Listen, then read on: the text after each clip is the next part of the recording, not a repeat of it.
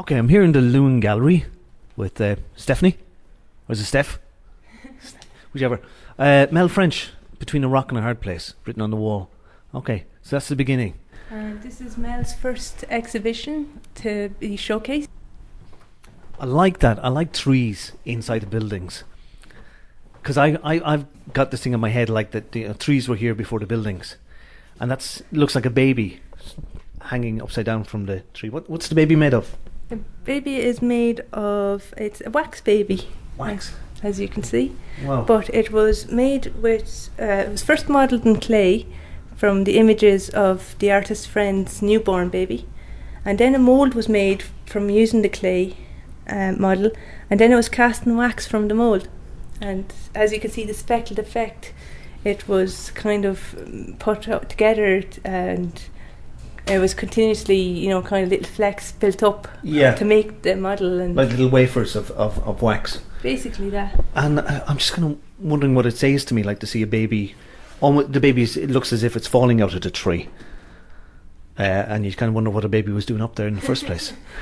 Well, that's the question we want the viewer to see. We want your first impression of seeing this baby. As you can see, it's not the most cutest looking baby that you'd see. It almost seems as if it fell from the sky and got caught up in the tree.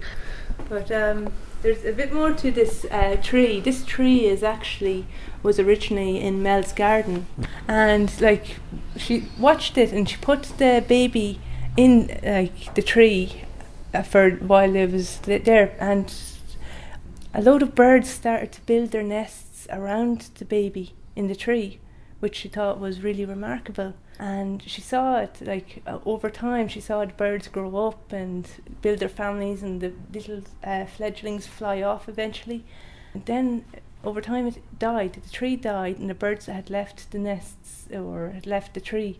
So she wanted to kind of keep the tree and preserve it. So she brought it inside and stripped it of the bark. Yeah, it's quite dry. And stripped it down, and obviously the baby had gathered attention with the wildlife, and she kind of has it on show to question the viewer.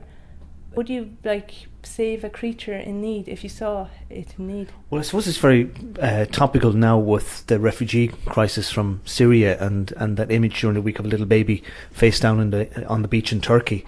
And that's what kind of gets your attention. You almost feel like you need to hold out your hands to catch the baby to prevent it from falling from the tree. Definitely.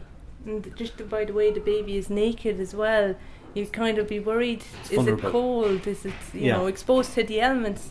Okay, so that's that one. I'm going to next. So immediately you're struck by two figures look to be grappling on the ground. They're fighting. They're obviously fighting. One is female. One is it two females? Two females.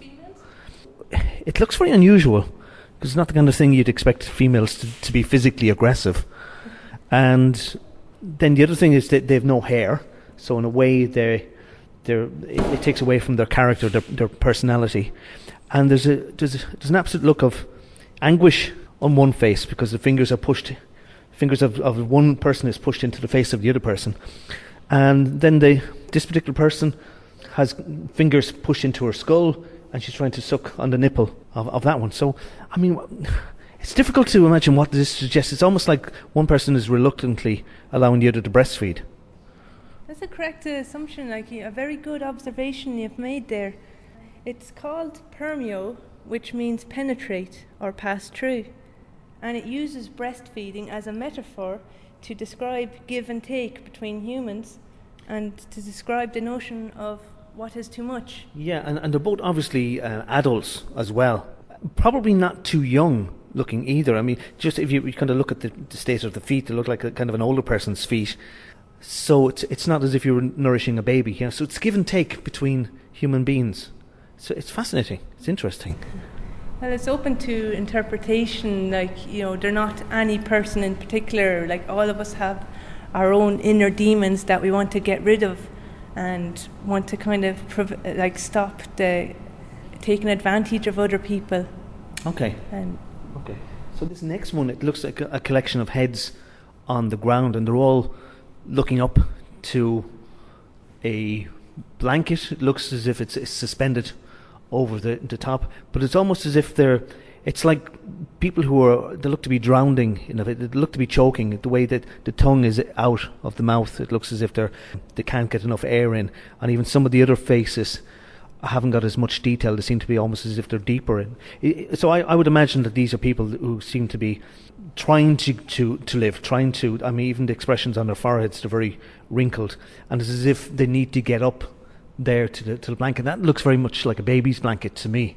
So it's probably got to do with the cycle of birth and death. Certainly that's what I would see in it. It's a close enough observation there, I can tell you.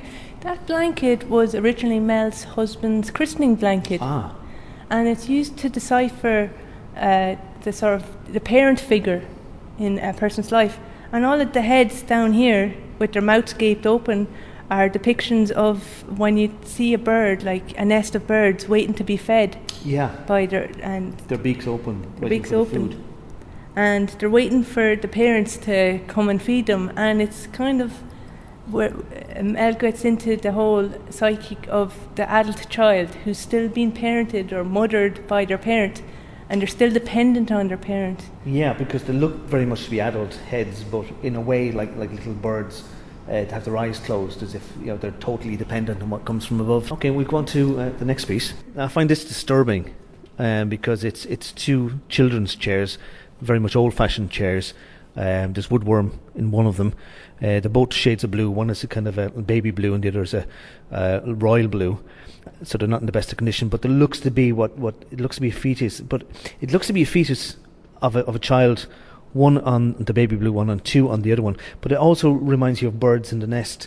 They're in their bodies. They're totally dependent on somebody else to look after them. So it looks as if it's the body of a bird and the head of a human. So is it the same kind of thing, dependency on somebody else? Well, this piece is called Hatchling One and Two. There was originally 3 pieces to it. The piece was inspired by the artist from hatchlings that had fallen from a nest. And unfortunately the hatchlings hadn't survived, they had died, and she could see the parents overhead flying around crying out for their babies, even though the babies had died. But the babies in this piece are alive, and as you can see their mouths are open, so it's similar to Wean, where it's the babies waiting to be fed, and them sitting on the feeding chair is where she gets the idea, your baby's sitting in their feeding chair waiting to be. Yeah, and in this particular one we're looking at, the baby isn't actually sitting in the seat of the chair, the baby is on the table of the chair. This work references the utter dependence that infants have on their parents. When you see a newborn and the way their heads are all floppy, they have to be kind of held gently and carefully to not stabilise them, but support them and nourish them. Okay, should we move along? Okay, again, this one looks like a head just on a shelf lying as if it's asleep, and it looks to be made of wax because it seems to be almost like a Salvador Dali piece. It's spilled over the edge and it's solidified, but it very much looks like somebody who's asleep. Even the mouth is open. Certainly that's the way I sleep. I don't breathe through my nose, I have my mouth open. I don't drool like Homer Simpson. But the person looks to be just asleep. I wouldn't associate this with death. I think it's just sleeping. Certainly that's what I get from it. It's an excellent observation, Paul, because the person is in fact sleeping. This part is called fleeting, where it features a sleeping head and looks at the vulnerability and peace one experiences when asleep. Yeah, and I would say actually the absolute freedom somebody can experience while it's asleep as well, because certainly with my interest in dreaming and dream interpretation, I would see sleep even as a form of escapism, which is interesting. And I think, with some of the other pieces, even death in some societies or some religions even is seen as a kind of an escape, and the ultimate escaping and going on to something else. Okay, is there anything else? Do you see the drool at the bottom? So that is drool. Yes, but that was in fact a happy accident. It wasn't intentional, but then when the artist looked back on it, she realised it did have a purpose. The drool represents time passing by, and it's ever, continuing. Yeah, and it's like it's solidified. It's almost like stalactite or stalagmite, the way it might drip from the ceiling of a cave, and it'll solidify on the bottom. Very good. Oh, there's actually one right when you come in the door. Yeah. That piece is quite interesting. This looks like a man. It's a bust of a man is his head and his shoulders, and he looks to be screaming. It's almost like, in a way, it looks a bit like Paul O'Connell because it's bald head, and it's like you see Paul O'Connell, trying to motivate the troops on a field, on a rugby field. But he seems to be not so much angry, but almost a kind of like desperation that he needs to get his message in, and he needs to kind of interject and interrupt something.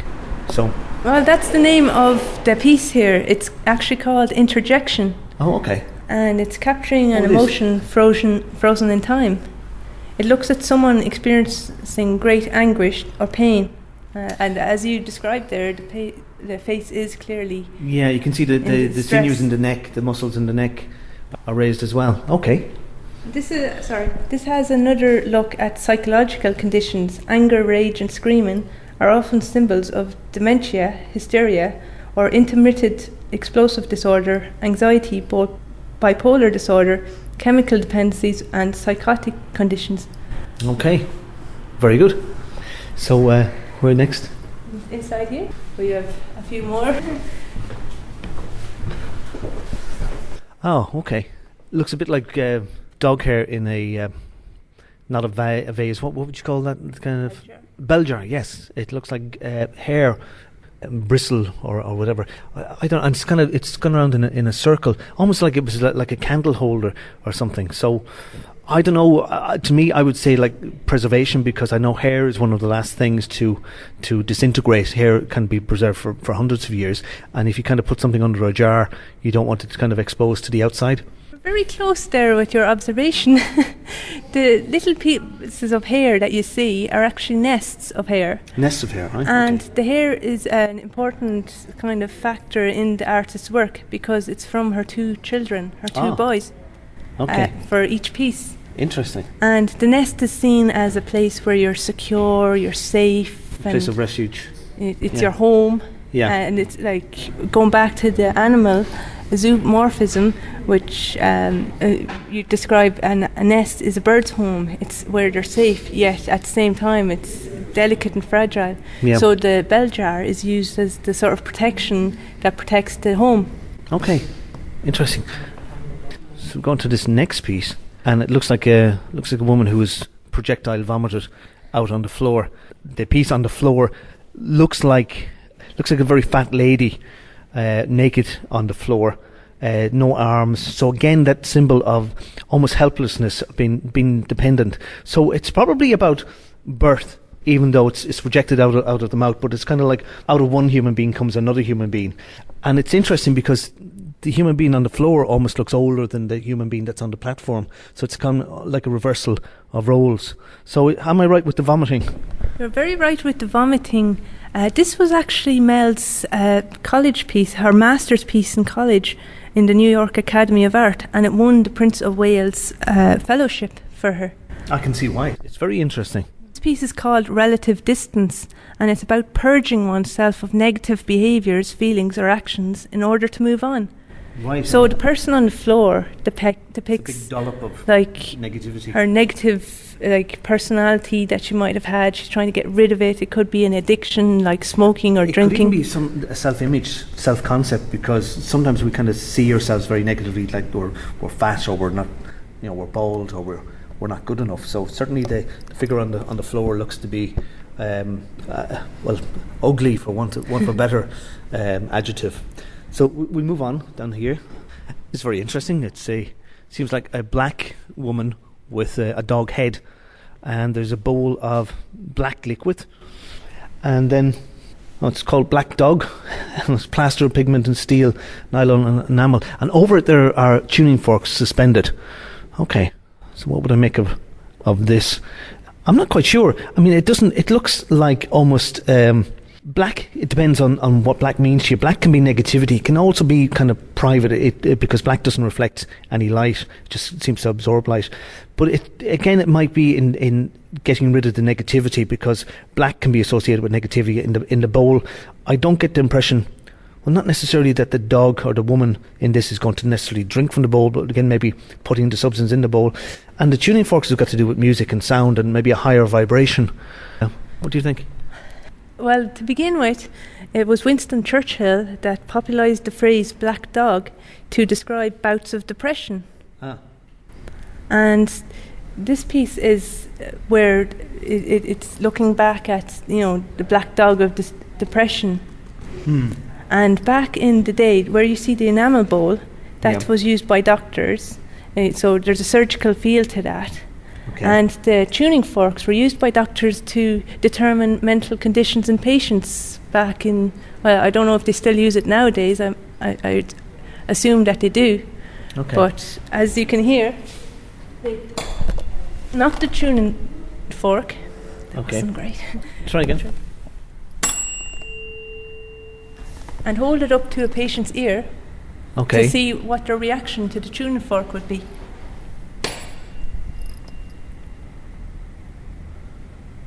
It's interesting that actually today there are therapies that employ sound. There's a humming therapy, and then there are sound therapies as well, using a person's natural ability to make sound, and then musical instruments or objects as well. But the reason the person, like the dog figure, is looking into the bowl is the way when someone is suffering with depression, they don't look at what's going on around them. Instead, they continue look into this black bowl, like this black sort of liquid, and see nothing but darkness. They don't see their own reflection, so their view is distorted. It's like a black hole, whereas really they could look up and see something a whole lot better. This piece on the floor, then, it's quite small. It's interesting because it looks like a dog. It looks like a female dog, a bitch, lying on the floor, the way a dog would lie if the dog was going to feed pups. But although it looks to be female, it probably could actually be male either. But again, the person that's lying on the floor looks to be, well, not very comfortable. They don't look to be asleep in this case. They look to be almost as if there's pressure on them, or they kind of feel this obligation maybe to provide. This part, I hope I pronounce it right, it's mater matris, which is Latin for mother. And so it describes that it was modelled on photos of a woman and a Yorkshire Terrier. And it plays the role in the idea of an act going unnoticed. The way when you see a mother animal, they feed their babies, and or if you do a good deed to someone, or lots of good deeds, they're often overlooked, and that's why the figure is so small in comparison to the rest of all the other models. It's like the small good deed getting kind of unnoticed, taken for granted. And the whole expression is that exhausted expression when you see a mother after giving birth. They're tired, yet they're happy to have their little newborns around them. Okay. Thank you very much, Steph, for the tour. Thank you.